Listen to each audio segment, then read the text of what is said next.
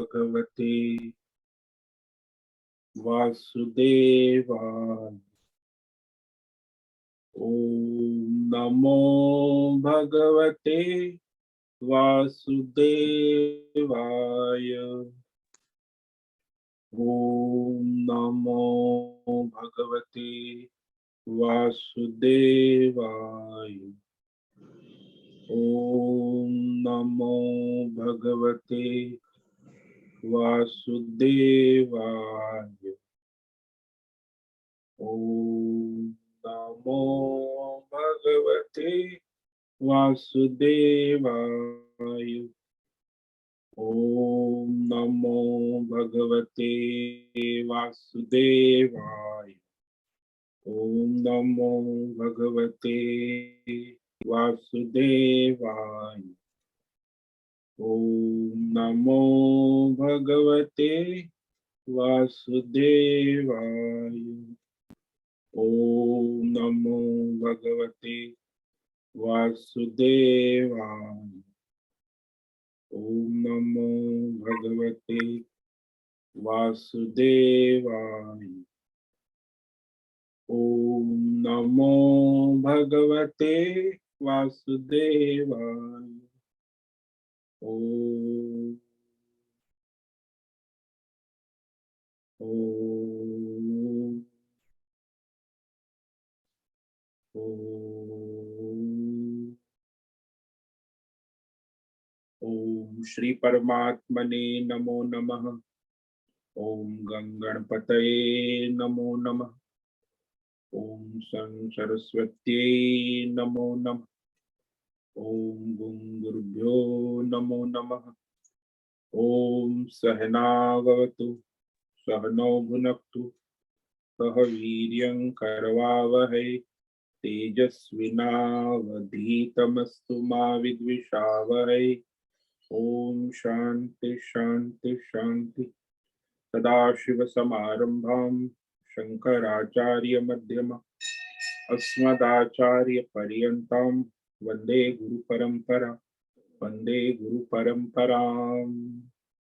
ओम पार्थाय प्रतिबोधितां भगवतां नारायणेन स्वयं व्यासेन ग्रथितां पुराणमुनि मध्ये महाभारत अद्वैतामृतवर्षिणीं भगवतीम् अष्टादशाध्यायिनीम् अम्ब त्वामनुसन्दधामि भगवत् गीते भवद्वेषिणि गीते भवद्वेषि।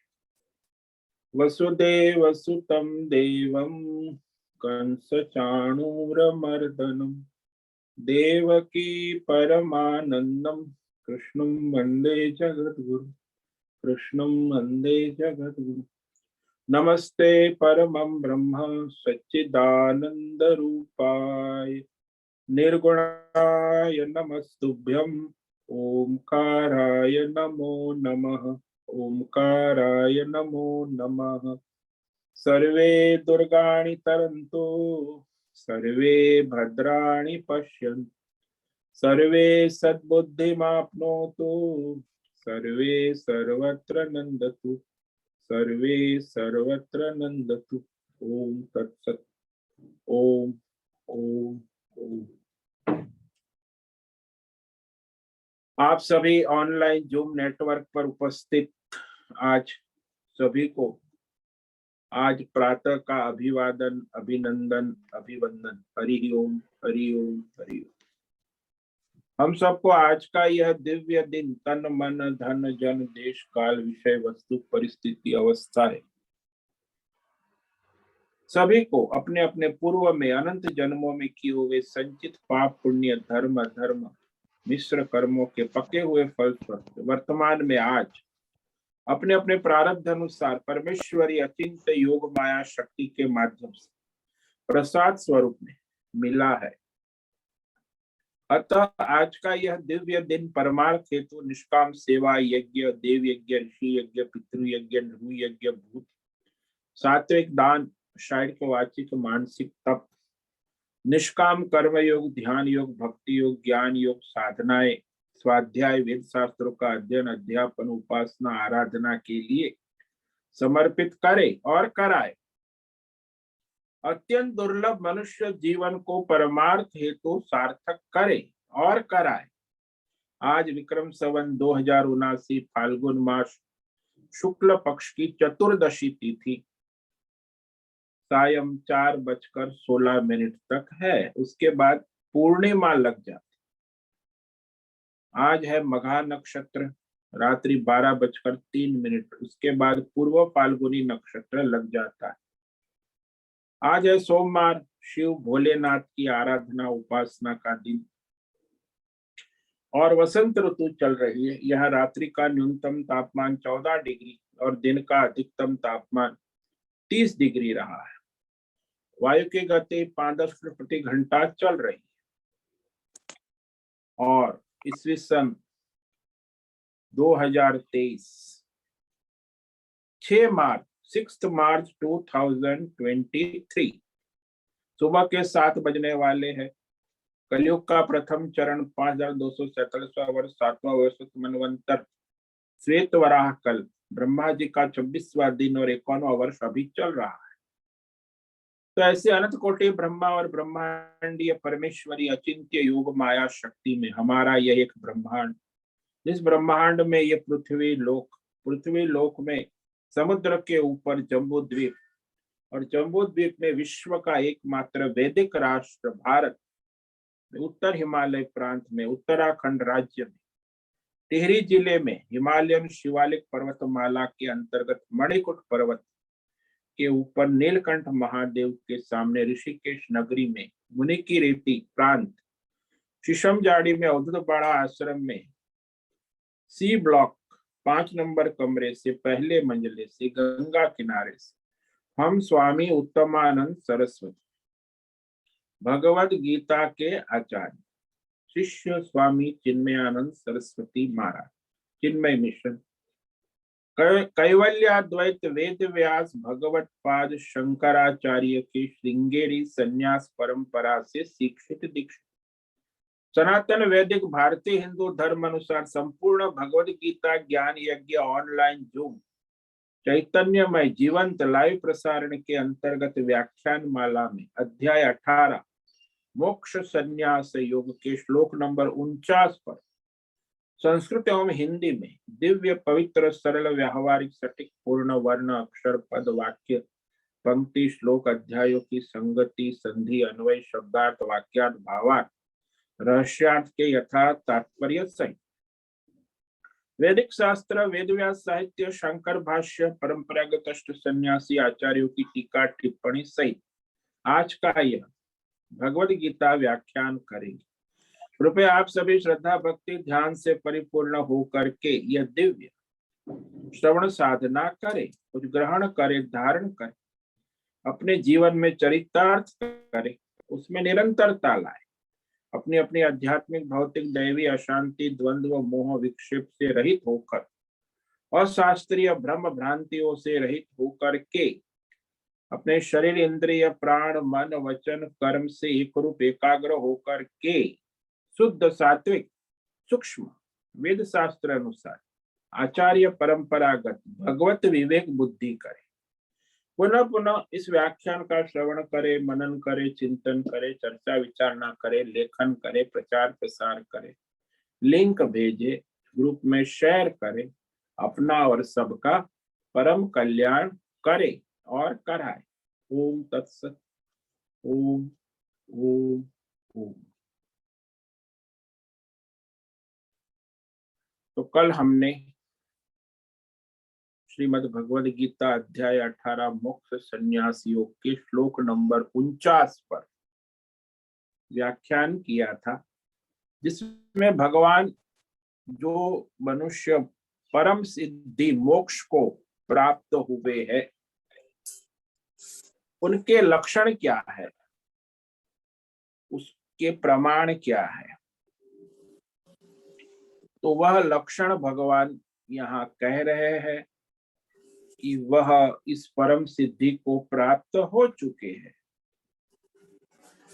असक्त बुद्धि सर्वत्र जितात्मा विगत स्पृहः नैष्कर्म सिद्धिं परमां संन्यासेनाधिगच्छते।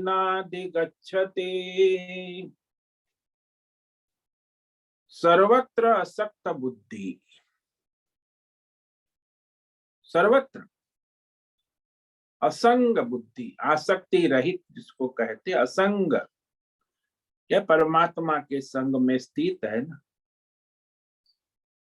तो वह सांसारिक कोई अपना है न कोई पराया है, ये सब भेद भ्रम से रहित।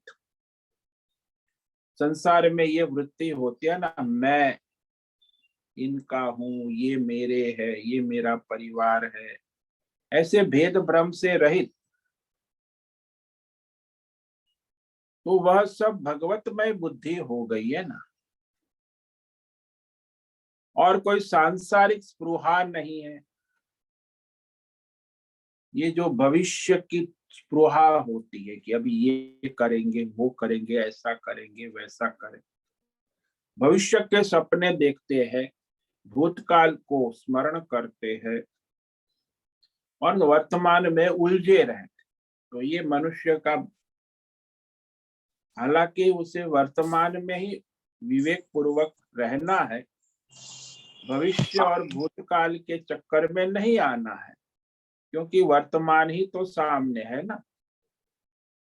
लेकिन ये स्पृहा होती है भविष्य की, उज्जवल भविष्य की इच्छा, तो भाई जीवन के भोग की इच्छा, अध्यात्म भौतिक दैवी कामनाएं वास, तो वो तो जो प्रारब्ध में है वो आपके सामने है, बाकी जो होगा वो भविष्य में आएगा, तो उसे कोई स्पृहा नहीं है, विगत स्पृहा।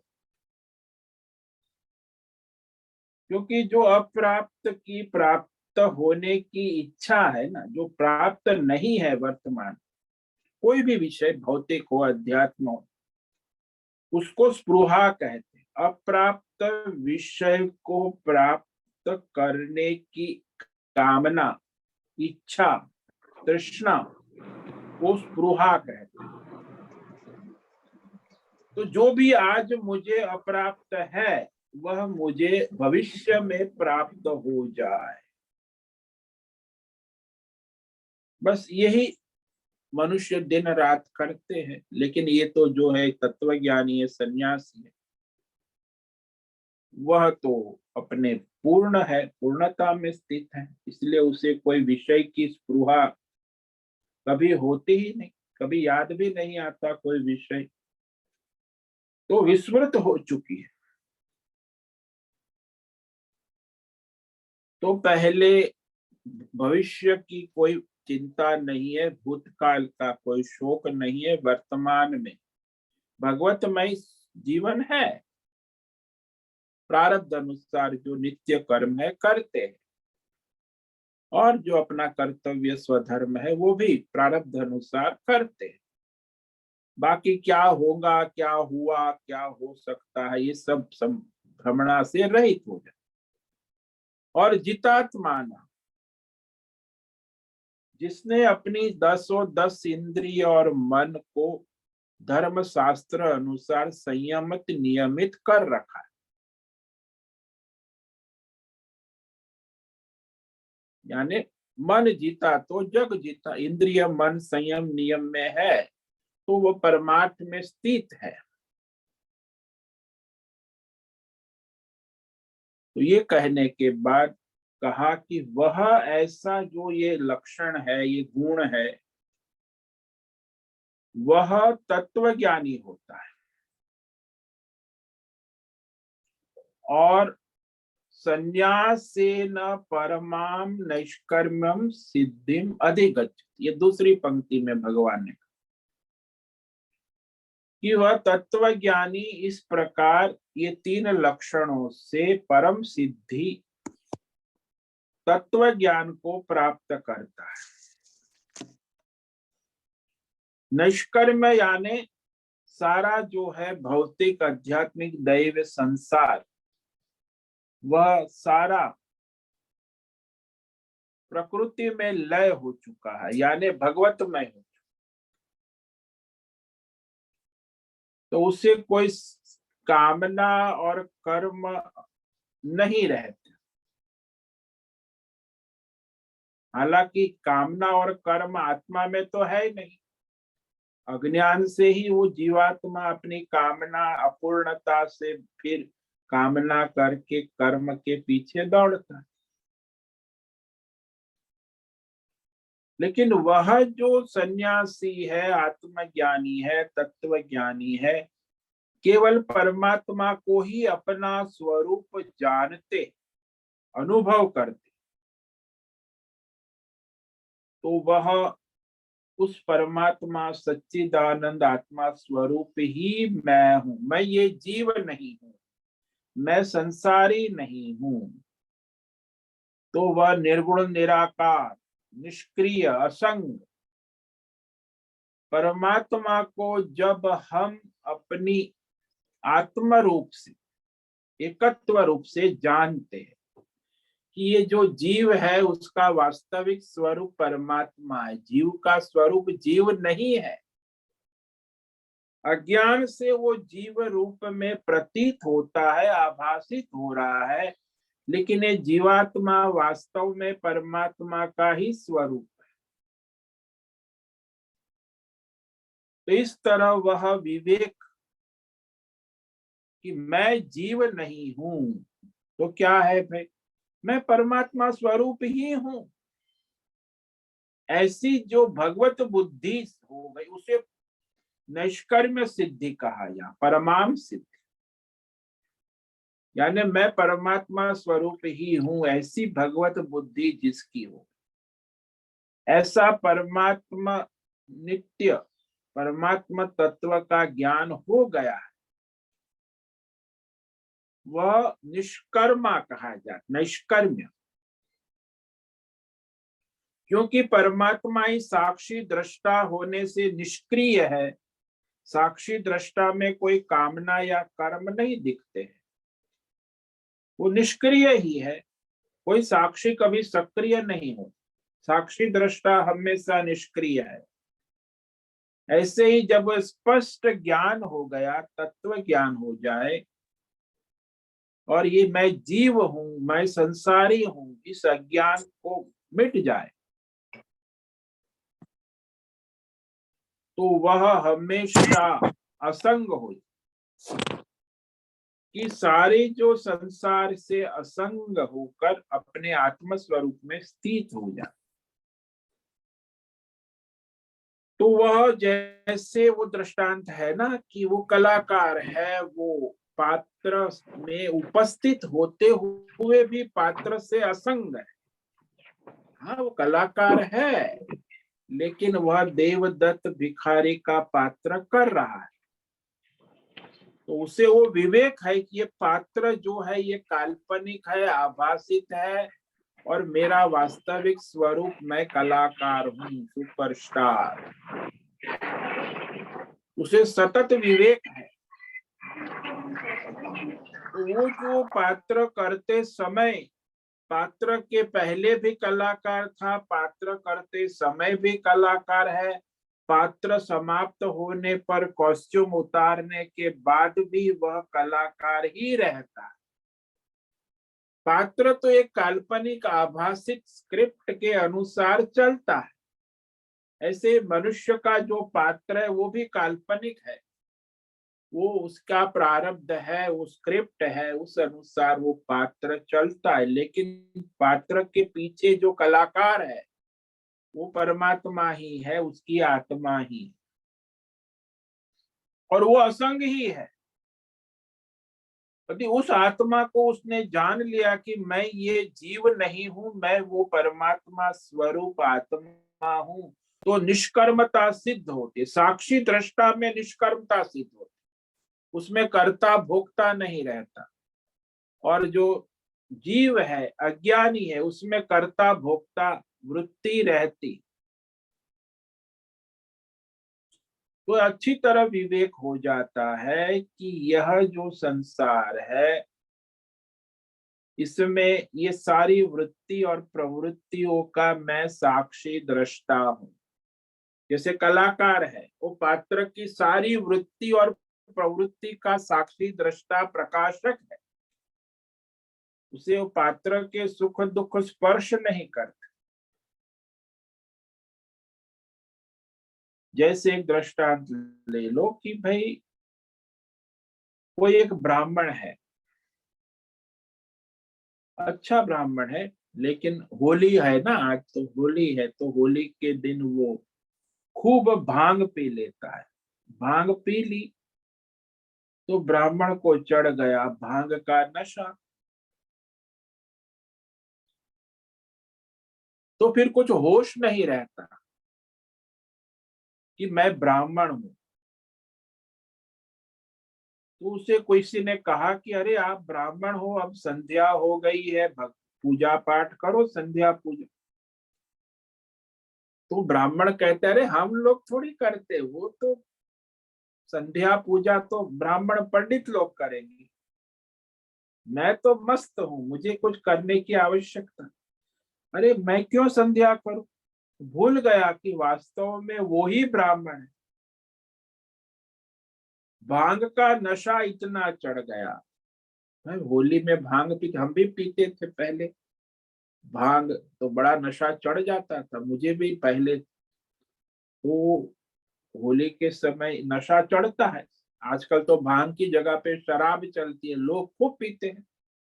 और होली के दिन तो सबसे ज्यादा शराब बिकती है भारत में, विश्व में। होली के बहाने सब पीते हैं। तो ये नशा उतरने के बाद जब उसको पूछा ब्राह्मण को कि अरे ब्राह्मण जी, बोले क्या। बोले आपने हाँ हाँ अभी मैं कर रहा हूँ, सुबह उठ के तो प्रातः संध्या पूजा करूंगा। लेकिन शाम को उसने मना कर दिया क्योंकि भांग चढ़ी हुई थी ना। तो वह भांग का नशा, ऐसे ही जो हमें अज्ञान का नशा है ना, भ्रम से नशा चढ़ा हो, तो उससे वो मैं जीव हूं, मैं अज्ञानी जीव हूं, करता हूं, भोगता हूं, ऐसा अपने को उसने मान लिया है अज्ञान से। और उसे ऐसा भी लगता है कि ये संसार जो है भगवान ने बनाया है और मेरे भोग के लिए है, और भगवान कहीं सातवें आसमान में ऊपर जाके बैठा है, उसका निवास आकाश के ऊपर कहीं परमात्मा बैठा है, वहीं से वो संचालन करता है, रिमोट सिस्टम। वो परमात्मा से मैं मिल भी नहीं सकता क्योंकि वो यहाँ मेरे सामने है नहीं, आकाश के उस पार बैठा हुआ है। तो ये अज्ञान अवस्था में वह वो उसी को परमात्मा ने बनाया हुआ संसार, उसमें मैं जीव, ऐसा उसे भ्रम हो जाए।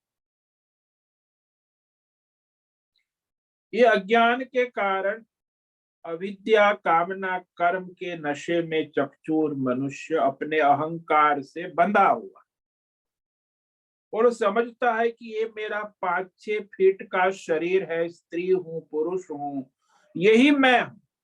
ये गलत फहमी है ना। मैंने समझ लिया कि मैं स्त्री हूँ, 5 फुट 6 फुट की हाइट है, मैं यही हूँ।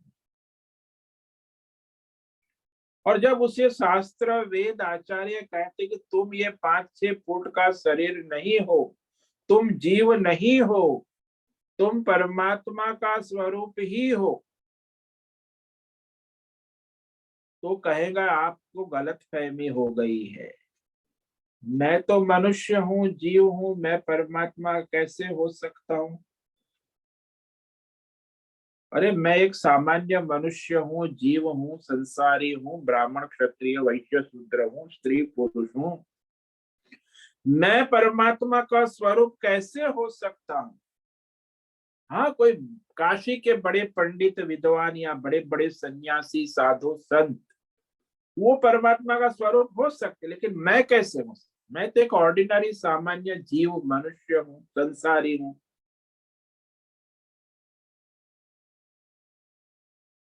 तो वह वो स्वीकार नहीं करता। परंतु जैसे जैसे बुद्धि शुद्ध होती है, शास्त्र का श्रवण मनन करता है, तो अज्ञान दूर होता है, जीव भाव का नशा उतरने लगता है। निष्काम कर्म योग, ध्यान योग, भक्ति योग, ज्ञान योग से फिर उसे बोध होता है। ये आचार्य कहते कि तुम वो, तो उसे बोध होता है। कि हाँ मैं ही वो परमात्मा स्वरूप हूँ, साक्षी दृष्टा। सारा पिंड ब्रह्मांड मुझ में प्रतीत हो रहा है, होता था और होता रहेगा। मैं जो का त्यों, मैं सबका साक्षी आत्मा, सर्व साक्षी सर्वद्रष्टा, जो का त्यों वैसा पूर्ण हूं। इसीलिए इस पूर्णता की बुद्धि जिसको प्राप्त हो गई है, वह निष्कर्म सिद्धि को प्राप्त कर। इसी को निष्कर्म सिद्धि, कि मैं वही परमात्मा का स्वरूप हूं और उसी में स्थित हो गए, एक रस एक रूप हो जाते हैं। जैसे अभी अज्ञान से वो अपने को जीव मानता है, वो आत्मज्ञान होने पर अपने को परमात्मा स्वरूप जान लेता है। पहले मानता है फिर जानता है। तो इसको परम सिद्धि क्यों कहते हैं भाई? परम सिद्धि इसलिए कहते हैं कि जो कुछ भी करके प्राप्त करते हो वो कर्म सिद्धि है। तो कर्म से वो सिद्ध होता है, वो समय पाकर फल भी देता है, कर्म सिद्धि कहते हैं। जैसे हमारे सर में दर्द है तो डॉक्टर के पास गए, डॉक्टर ने कहा ये लो दवाई खा लो, तो उसने 3 दिन की दवाई दी, तो आपने दवाई खा ली, एक डोज, तो आपको सर दर्द तो कम थोड़ा भी नहीं हुआ, दर्द तो वैसा ही है। उसने डॉक्टर को फोन किया कि अरे डॉक्टर साहब मैंने दवाई खाई, लेकिन दवाई का, बोले डॉक्टर ने कहा अरे अभी आपने दवाई खाई है, अब आज 3 डोज करो, एक दिन खाओगे तो फिर आपको आराम पड़ेगा, कल पता चलेगा। तुरंत थोड़ी होगा, दवाई खाने से ही आपको कुछ समय के बाद वो फल देगा। कोई भी कर्म है वो तुरंत फल नहीं देता, वो कुछ समय के बाद फल देता है। ऐसे संसार में कर्म करने से फल तो मिलता है, लेकिन उसके समय पर मिलता है, तत्काल नहीं मिलता।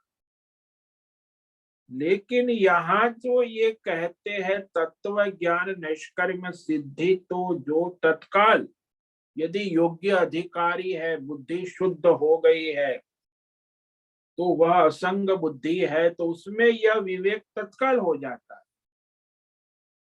कि मैं जीव नहीं हूं, मैं परमात्मा का स्वरूप हूं। ये परमात्मा स्वरूप जो है वही निष्कर्म सिद्धि है। जैसे उस कलाकार को, पात्र को पता चल जाता है कि मैं ये देवदत्त भिखारी पात्र नहीं हूं, ये तो काल्पनिक पात्र है, मैं वास्तव में सुपरस्टार कलाकार हूं। वो अपने स्वरूप को भूल गया था और अपने को केवल भिखारी पात्र मान रहा था, लेकिन उसे बोध हो गया, पता चल गया, तो उसके सारे जो है भिखारी पने के कष्ट, दुख, दोष और परेशानियां समाप्त हो गई। अरे ये परेशानी भी काल्पनिक है, ये भिखारी भी काल्पनिक है, ये जन्म मरण भी काल्पनिक है, ये सारा जो पात्र है इसमें कोई वास्तविक, उसकी स्क्रिप्ट इतने एपिसोड है लेकिन कोई भी एपिसोड वास्तविक नहीं, इट इज ऑल इमेजिन, काल्पनिक स्टोरी है, कहानी। वास्तविक तो मैं कलाकार हूं ना। ऐसे जिस जीव को पता चल जाए कि मेरी ये जीवन की कहानी ये सब काल्पनिक है, वास्तविक तो मैं परमात्मा का ही स्वरूप, इस संसार के जो सारे खेल है वो आभास मात्र है, कल्पना है, तो उसे कहते हैं कि वह असंगता से उसे ये ज्ञान हो। इस संसार के नशे में डूबा हुआ है तो उसे ज्ञान नहीं हो सकता, वो तो फिर संसारी बन के ही रहेगा। लेकिन उसे असंग होकर अपने यथार्थ तत्व का ठीक ठीक ज्ञान है, वो असंग व्यक्ति को ही हो सकता। इसलिए संन्यास से न कहा, संन्यास से न अधिगच्छ। कोई भी मनुष्य संसारी पने में अपने परमात्मा तत्व, जैसे वो ब्राह्मण जय नशे में है, तो अपने ब्राह्मणत्व को भूल गया, उसको कोई समझा भी नहीं सकता। जब उसका नशा उतरेगा तो उसे पता चलेगा कि मैं ब्राह्मण। ऐसे ही ये जीव जो अज्ञान से संसार के नशे में चकचूर है, तो वह जो अज्ञान का नशा उतरेगा तो वो कैसे? बोले वो अपने संसार में असंगता से अपने निष्काम कर्तव्य कर्म करेगा तो नशा उतरने की संभावना, सकाम कर्म करेगा तो और नशा चढ़ेगा। ये तो भाई कामना वासना है, जैसे जैसे जैसे वो शराब पीता जाएगा तो कभी नशा उतरेगा नहीं, कामना वासना का नशा। तो वह जैसे जैसे असंग होता जाता है, संन्यास का असंगता है, तो तत्व ज्ञान जो है उसे प्राप्त करने की योग्यता हो जाती।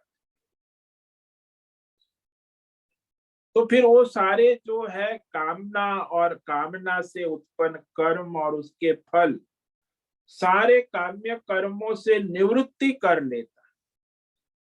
हाँ, फिर उसका शरीर तो चलता है प्रारब्ध के अनुसार, जो भी नित्य कर्म होता है, लेकिन कोई कामना और वासना से प्रेरित जीवन नहीं होता।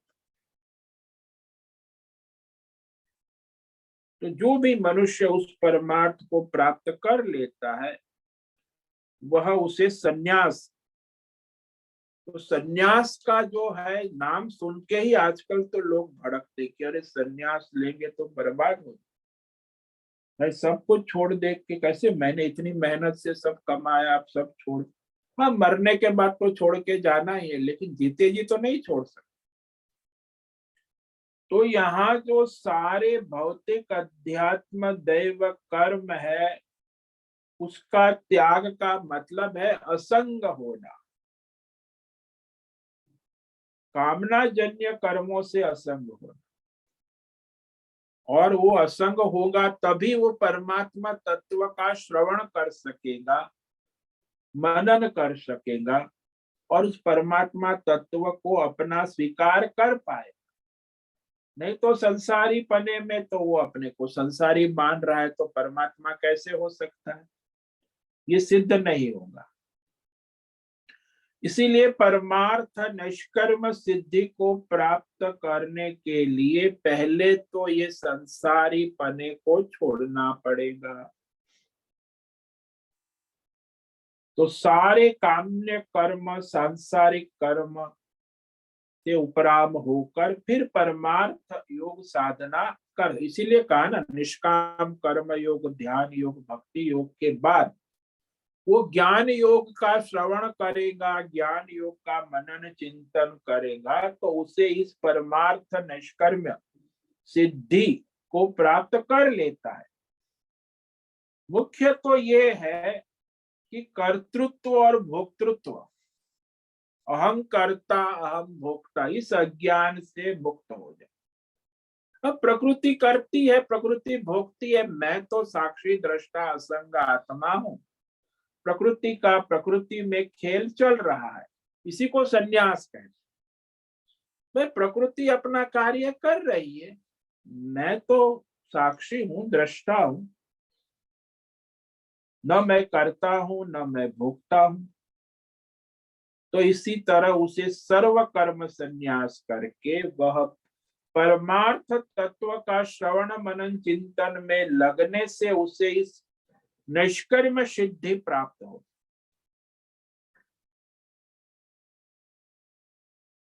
तो इस तत्व ज्ञान के पहले उसे तैयार होना तो आवश्यक,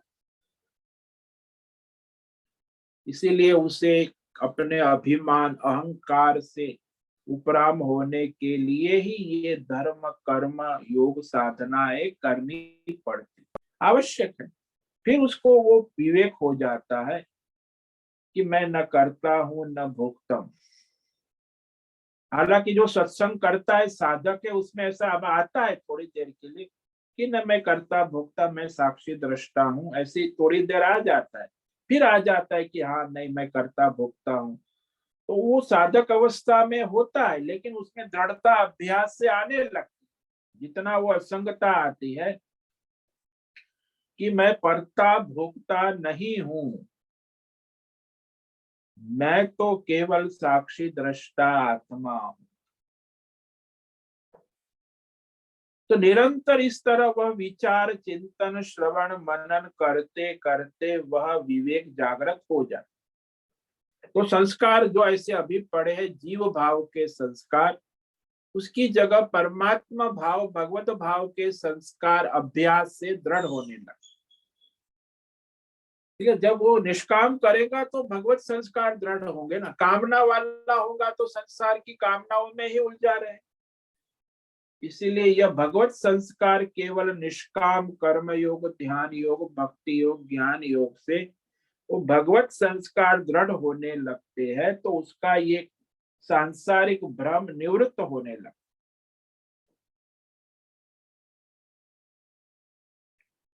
जैसे मनुष्य संसार में सोचता है कि अब सवेरा हो गया, 4 बज गए, तो उठना है। नहीं, उठना है तो उठने के कर्म का कर्ता मैं हूं। और उठने के बाद कोई चुपचाप थोड़ी बैठेगा। उठने के बाद तो फिर एक के बाद दिन में एक मनुष्य कम से कम 2, 3, 5 हजार कर्म करते हैं। कोई ज्यादा कर्मठ है तो 5 हजार भी, कोई कम कर्म पड़े तो 1, 2, 3 हजार कर्म भी कर ले। तो कर्म कितने होते गिनो तो आपको पता चले, सुबह से शाम तक हजारों कर्म होते, जानकर भी और अनजाने में। अब ये कर्म सुबह से शाम उठने के बाद करते ही, और वो आते भी रहेंगे, लेकिन वह कर्म का कर्ता मैं हूं ऐसा जो सोचता है, वह अविवेक। उसमें विवेक वृत्ति बनानी आवश्यक है कि मुझे करना है या मैं प्रारब्ध से करता हूं, या कर्म प्रकृति के अनुसार हो रहा है। यदि अज्ञा अहंकार है तो कहेगा मुझे ही करना है, और कौन करेगा, मैं करता हूं। लेकिन विवेक होगा तो क्या प्रकृति के अनुसार कर्म हो रहा है, तो वो समझ सकता है कि भाई कर्म प्रकृति के अनुसार सुबह से शाम हो रहा है, मैं उस कर्मों का साक्षी दृष्टा हूं। तो ये जो असंगता के संस्कार अभ्यास से दृढ़ होने लगते हैं, और वो असंगता जो आती है ना, वही मन को शुद्ध, ये असंगता ही शुद्धि का प्रमाण है। वो अहंकारता अहम भोक्ता वृत्ति जो है वो नहीं रहती है ना, वही शुद्धि है। आप जब स्नान कर रहे हो तो भाई प्रकृति का हो रहा है, ईश्वर साक्षी दृष्टा है, तो हाँ सारे कर्मों में वह भाव आता है, वृत्ति। तो ये जो सतत मैं करता हूं, मैं भोगता हूं, इस वृत्ति का समापन होना, ये बुद्धि जो है निरंतर उसी में लगी रहे सुबह से शाम। मैंने ये किया, मैंने वो, बोलते भी है, दूसरे को भी मिलते हैं तो कहते हैं आज तो मैंने ये किया वो किया, मैं करता हूं, मैं भोगता हूं, मैं सुखी हूं, मैं दुखी हूं। ये कैसेट बंद हो जाती, तो ऐसी विवेक बुद्धि जागृत होती है ना। वास्तव में वो विवेक बुद्धि है कि मैं साक्षी दृष्टा हूं, तो यही संन्यास है। मैं कर्ता भोक्ता नहीं हूं, मैं इसका साक्षी दृष्टा हूं वास्तव में। तो इस प्रकार वह अपने कर्तव्य कर्म करते हुए भी उस सारे कर्म बंधन से मुक्त हो रहे। तो अपना कर्तव्य कर्म करता है, लेकिन वो निष्काम अनुष्ठान हो जाता है, परमेश्वर की आराधना पूजा हो जाती है, और उसे निष्कर्म सिद्धि प्राप्त होती, ज्ञान होने से कि मैं सच्चिदानंद परमात्मा स्वरूप हूं, ये जीव तो अज्ञान से प्रकृति माया के रूप में प्रतीत हो रहा है, और ये जीव भाव मेरा नहीं है। अब ये जो परम सिद्धि है, निष्कर्म सिद्धि कहा, वो क्रम से प्राप्त कर। धर्मात्मा होता है वही निष्काम कर्म योग, ध्यान योग, भक्ति योग से उसे तत्व ज्ञान प्राप्त होता है और वो अपने आत्म स्वरूप में हमेशा के लिए स्थित हो जाए। तो इसे क्रम से भी होता है। ब्रह्मचारी यदि धर्मात्मा है, गृहस्थ यदि धर्मात्मा है, तो वानप्रस्थ में वह योग निष्काम, गृहस्थी में यदि निष्काम कर्म योग करता है तो वानप्रस्थ में वो निष्काम ध्यान भक्ति योग के द्वारा फिर संन्यास लेकर आत्मज्ञान तत्व ज्ञान को प्राप्त कर इसी जन्म में मुक्त हो जाए। तो ये चार आश्रम ही उसी के लिए है कि भाई ब्राह्मण हो, क्षत्रिय हो, वैश्य हो, कोई भी हो, स्त्री हो, पुरुष हो, अपने वर्णाश्रम धर्म का पालन निष्काम भाव से करने से उसकी मुक्ति। लेकिन सकाम कर्म करने वाला नहीं, कामना वाला तो अपनी कामना वासना जो है पिछले जन्मों के संस्कार, अभी नई नई कामनाएं उत्पन्न होती है, उसी में उलझा रहेगा और अनंत जन्मों तक कामना वासना वाले की मुक्ति की कोई संभावना नहीं। जो निष्काम है उसी के लिए मोक्ष का मार्ग है और सकाम के लिए संसार का आवागमन, पाप पुण्य, स्वर्ग नरक चलता रहता। तो अब भगवान आगे जो है इस संन्यास से ये जो परम सिद्धि प्राप्त होती है तो वो कैसे प्राप्त होती, वो तो भगवान अभी आगे संक्षेप में संकल्प करेंगे कि मैं तुम्हें वह परम सिद्धि का मार्गदर्शन करूंगा। 3 श्लोक 18 साधन साधना बताएंगे, 51 से 53।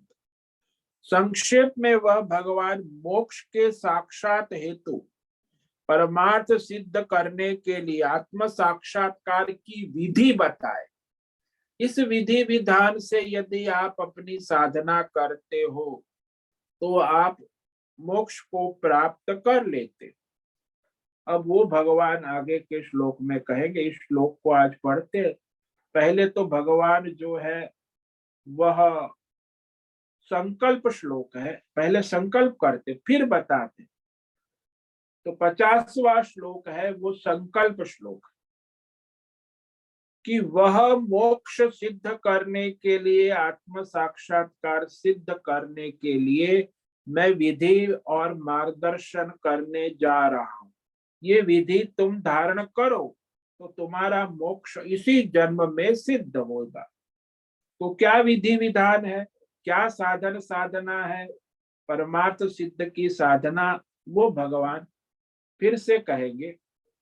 इस श्लोक को आज पढ़ते हैं, इस पर व्याख्यान हम करेंगे।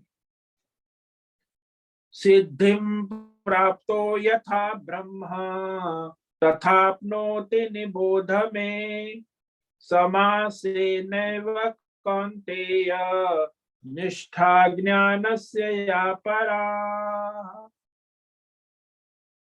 सिद्धिं प्राप्तो यथा ब्रह्म तथाप्नोति निबोध, समासेनैव कौन्तेय निष्ठा ज्ञानस्य या।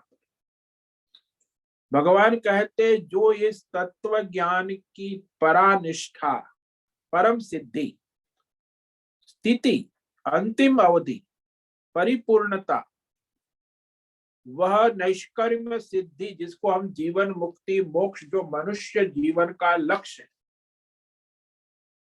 उस जीवन मुक्ति उस मोक्ष को जिस प्रकार से यानी जिस विधि विधान साधना से उस मोक्ष को प्राप्त होकर मनुष्य परमात्मा स्वरूप को प्राप्त होता है, ब्रह्म आपनोति,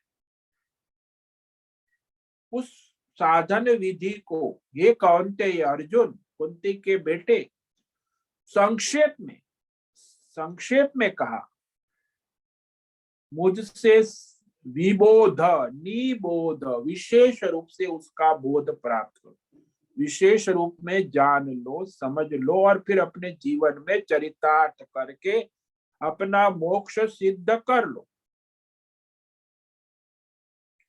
तो सुनने का, जानने का फल क्या है? बोले अनुष्ठान करना, उस अनुसार साधना करना। केवल ये सब सुनने से कुछ नहीं होता, जानने से भी कुछ। ये सुनने और जानने के बाद उस अनुसार अपने जीवन में अनुष्ठान करना, चरितार्थ करना। अन्यथा ये सुनना और जानना ये भी आध्यात्मिक मनोरंजन ही हो जाता है, उपदेश निरर्थक है। क्योंकि सुनने जानने के बाद यदि वो अपने जीवन में लाने का प्रयत्न, पुरुषार्थ नहीं करता है, तो केवल आध्यात्मिक मनोरंजन ही हो जाता है। वो उपदेश का कोई मतलब नहीं रहता, वो उपदेश निरर्थक हो जाता है। इसलिए ये आध्यात्मिक उपदेश सुनने और जानने के बाद उस अनुसार अनुष्ठान करना, ये वास्तविक साधना है। तो ये भगवान ने संकल्प किया है कि तुम संक्षेप में सुन लो, जान लो, समझ लो और उस अनुसार अनुष्ठान करो, तो तुम्हारा मोक्ष निश्चित है। अब वो भगवान ही मार्गदर्शन कर रहे हैं, तो इस पर हम कल व्याख्यान करेंगे। तो आज जिस श्लोक पर व्याख्यान किया उसे संक्षेप में कह देते हैं। श्लोक नंबर 49, जिसमें भगवान ने परम सिद्धि मोक्ष का रहस्य कहा। असक्त बुद्धि सर्वत्र जितात्मा विगत स्पृहः निष्कर्म सिद्धिं परमां संन्यासेनाधिगच्छति। जिसकी विवेक बुद्धि से भौतिक, अध्यात्म, दैव, संसार, प्रकृति से असंग हो, यानी कहीं आसक्त नहीं, असक्त बुद्धि, असंग बुद्धि, और ये सांसारिक कामना, भौतिक, आध्यात्मिक, दैवी कामना, वासना जिसकी समाप्त हो चुकी है, विगत स्पृहा, सांसारिक कामना वासना जिसकी समाप्त हो चुकी है, और जो सर्व कर्म परमात्मा को समर्पित कर चुके हैं, और जितात्मन, जिसकी 10 इंद्रिय, मन, वेद शास्त्र, आचार्य परंपरा अनुसार संयमन नियमन में है।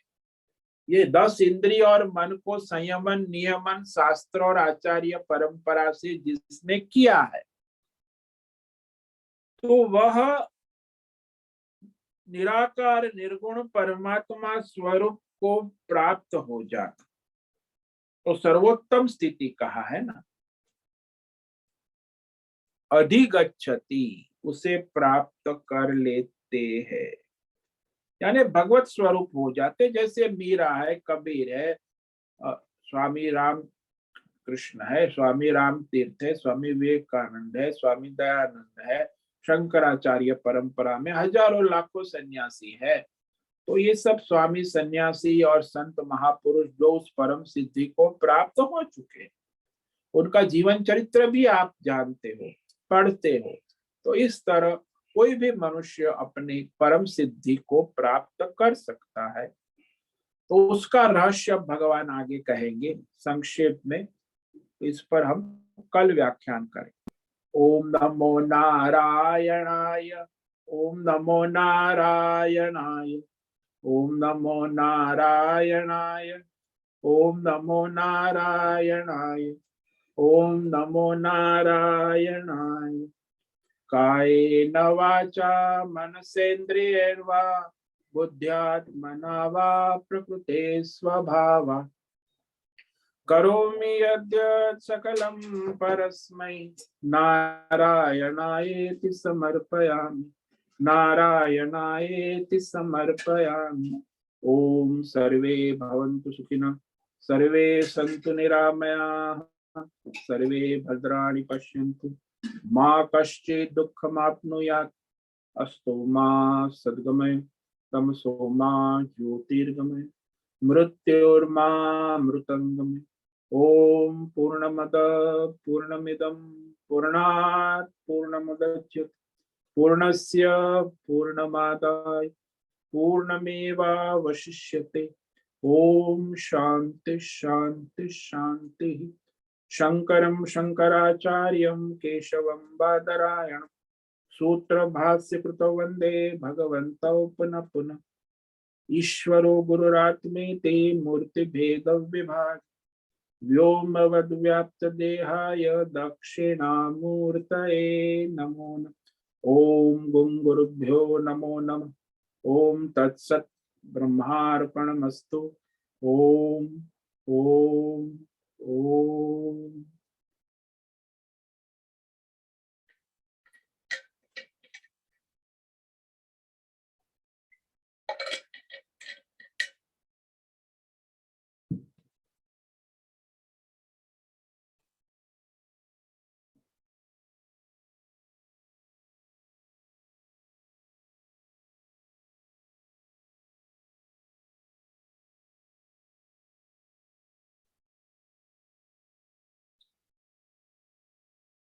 आज ऑनलाइन पर है राधिका देशपांडे, अजय रत्न पारखी, अनंत कुलकर्णी, अंजलि जोशी, अनु जेठे, आरती जादव, अर्जुन कोकिटकर, भद्रेश पड़िया, गिरीश शर्मा, देशमुख विजय कुमार, हरबाला पड़िया, ईला जोशी, जयंती पांडा, कुमुद देसाई, लीलावती बेड़ेकर, मेधा जोशी, मीरा उच्चिल, मीनाक्षी काले, नैना पुरोहित, नीलिमा कोपरकर, पंकज भट्ट, प्रकाश दौशा, प्रसाद कोपरकर, पृथ्वीराज मालव, रागेश अग्रेजी, राजेश मोड़कर, संजीवनी श्रीरंग रानडे, सतीश शिंदे, सीमा जोगी, शैलजा कुलकर्णी, शोभन व्यास, सोनम पवार, सुचिता पाटिल, सुनंदा साम, सुनील ठाकुर, सुनीता कुलकर्णी, तेजस पटेल, तुषार चौधरी, उषा मेनन, वैशाली कोपरकर, विशाल बेड़ेकर, मीना शिंगाड़े। तो 43 साधक अभी ऑनलाइन उपलब्ध है। अब आप जो है किसी को कोई प्रश्न है पूछ सकते, समय है प्रश्नोत्तरी का।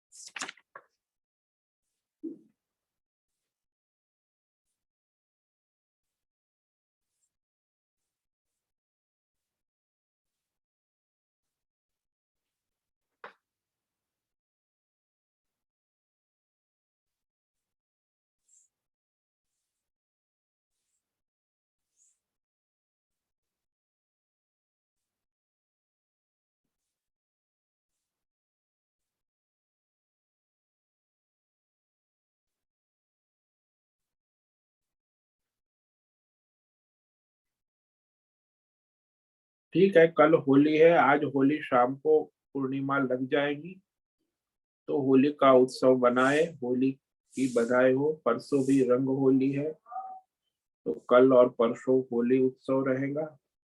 पवित्र उत्सव है, विष्णु यज्ञ है, ऋतु परिवर्तन होगा। जो है शीत ऋतु का विदाई होगी और उष्ण ऋतु, गर्मी के मौसम प्रारंभ हो जाएंगे। तो होली उत्सव कल मनाया जाएगा और होली का उत्सव जो है उसके बाद रंग उत्सव जो है वसंत वो परसों होगा। तो आज ही होली मना रहे कई लोग पंचांग के अनुसार, कल रंग होली मंगलवार को। तो अलग अलग पंचांग में लोगों की मान्यता, प्रांत में भी भिन्न भिन्न मान्यताएं होती। इससे आज भी होली है, कल भी होली है। तो आप सबको होली मुबारक, होली की बहुत बहुत बधाई। और अब सभी साधकों को आज का ओम नमो नारायणाय, सबको ओम नमो नारायण। ओम नमो नारायण। सब